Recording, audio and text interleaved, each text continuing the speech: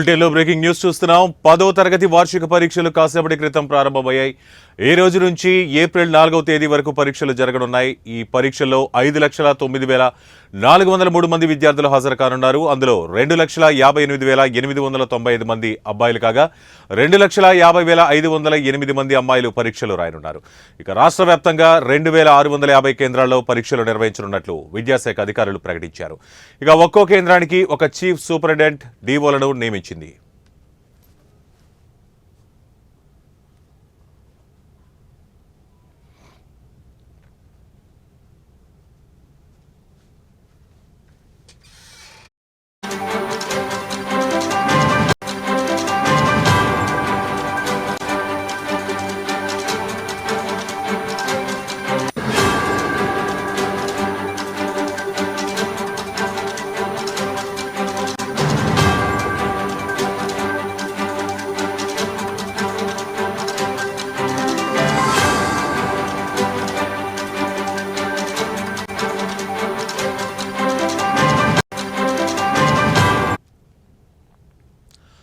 ఇక 10వ తరగతి పరీక్షలను అత్యంత పారదర్శకంగా ఎలాంటి ఆటంకాలు లేకుండా నిర్వహించాలని ప్రభుత్వం చర్యలు చేపట్టింది.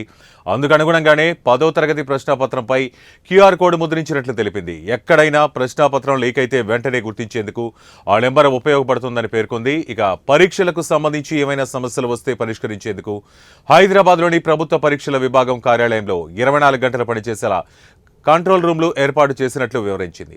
విద్యార్థుల సమస్యల పరిష్కారం కోసం 040-232-30948 నంబర్కు ఫోన్ చేయవచ్చని కూడా వెల్లడించింది.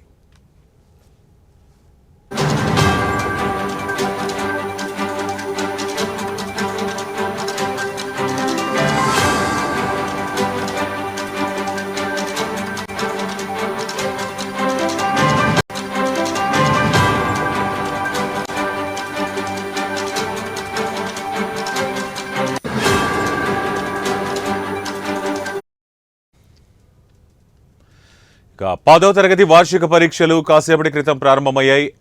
ఈ రోజు నుంచి ఏప్రిల్ 4వ తేదీ వరకు ఈ పరీక్షలు జరగనున్నాయి. ఈ పరీక్షల్లో 5,09,403 మంది విద్యార్థులు హాజరు కానున్నారు. అందులో 2,58,895 మంది బాలురు కాగా 2,50,508 మంది అమ్మాయిలు పరీక్షలు రాయనున్నారు. ఇక రాష్ట్ర వ్యాప్తంగా 2,650 కేంద్రాల పరీక్షలు నిర్వహించనున్నట్లు విద్యాశాఖ అధికారులు ప్రకటించారు. ఇక ఒక్కో కేంద్రానికి ఒక చీఫ్ సూపరింటెండెంట్ డీఓలను నియమించింది.